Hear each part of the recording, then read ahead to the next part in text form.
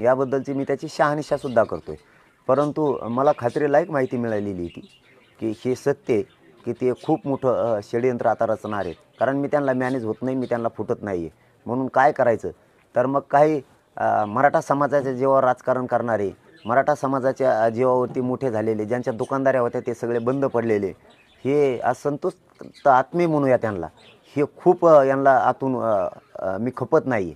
आतून खूप यांना वाईट वाटतं आहे त्या गोष्टीचं की हा विषय संपवायला निघाला आहे सगळा आता आरक्षणाचा, आणि यांना आरक्षण हा विषय कायमचा संपू द्यायचा नव्हता असं यांच्या डोक्यात प्लॅनिंग होती असं मला वाटतं आहे.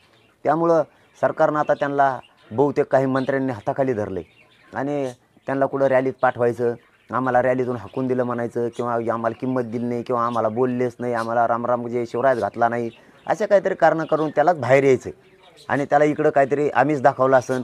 अरे तुम्हाला आम्हीच दाखवलं असन, तुम्हाला काही पैसे देऊ म्हणले असते, कामं देऊ, त्या पैशासाठी एवढ्या मोठ्या जातीच्या लेकरांचं वाटोळं करता का? कोण तुम्ही 5-50 जण असताल, 6चे 6 करोड मराठा एकीकडे, आणि तुम्ही 4-5-50-100 जण एकीकडे जाऊन मराठ्यांचं वाटोळं करताय का? मग तुम्ही टी व्हीवरतीच काय जाताय, बातम्याच काय करताय, तुम्ही कार्यक्रमच काय घेताय, तुम्ही नाटकच काय करायला लागलात. इथं लोकांचे डोके फुटलेत, लोकांना महिना उठता नाही आलं, 2-2 महिने अंतरवरला, एकालाही वाटलं नाही नेता व्हावं, प्रत्येकांना वाटलं की या जातीला न्याय मिळाला पाहिजे, आता हटायचं नाही. मला पण नेता नाही बनायचं, मी नेता म्हणून काम नाही करत. इथं शेकडो बलिदानं गेले, ते कुटुंबही नेता बनायचं नाही म्हणत, त्यांचे कुटुंबसुद्धा म्हणतात ते हापापलेले नाहीत तुमच्यासारखे प्रसिद्धीसाठी आणि नेता बनायसाठी, हापापलेले नाही आहेत. तुम्ही काय नाटकं करताय, कोणत्या षडयंत्रात आहेत, तुमच्या पाठीशी कोणचा आमदार मंत्री उभा राहायला लागला आहे, हे सगळं आम्हाला माहीत व्हायला लागले.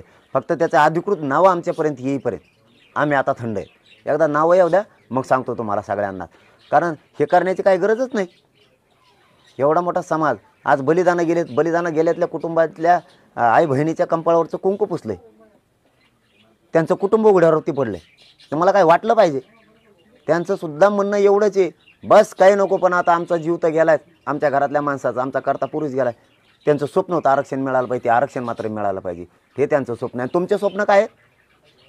मला नेता व्हायचं आहे, मला प्रसिद्धी पाहिजे, यांच्यामुळं सगळंच बंद पडलं.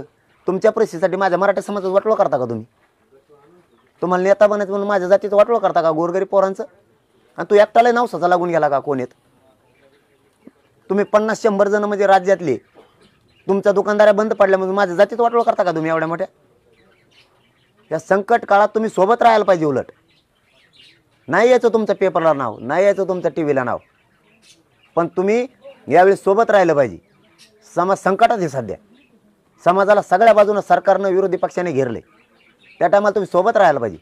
तुम्हाला तुमचं आठवायला लागलं का? इथं 20-20 हजार लोकांवरती केसेस आहेत राज्यात. स्वतःच्या प्रसिद्धीसाठी एवढ्या मोठ्या जातीचं वाटोळं करणार तुम्ही? मुंबईत बैठका, काहींच्या कानाकोपऱ्यात, काहींच्या कुठं कोल्हापूरकडं कानाकोपऱ्यात बैठका, काहींच्या कुणीकडं नागपूरकडं कानाकोपऱ्यात बैठका, कुणी इकडं तिकडे घेतोय, कोणी संभाजीनगरला घेतो बैठका, कुणी अहमदनगरला घेतो, कुणी लातूरला घेतो. काय चाललंय तुमचे?